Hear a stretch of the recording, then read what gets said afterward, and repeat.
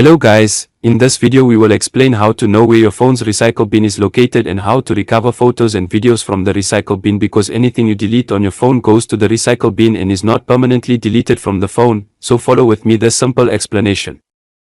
All you have to do is follow these steps explained in this video, but before starting the explanation, do not forget to subscribe to the channel and like the video.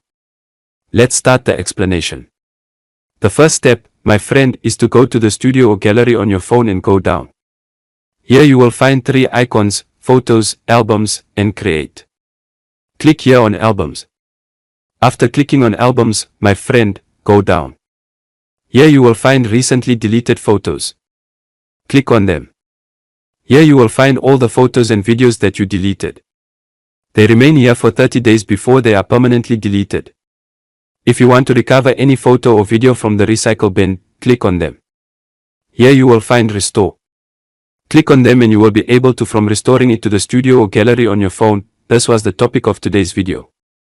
I hope you liked it and benefited from it. For any inquiries, problems or suggestions, write them in the comments and we will meet in an upcoming video, God willing.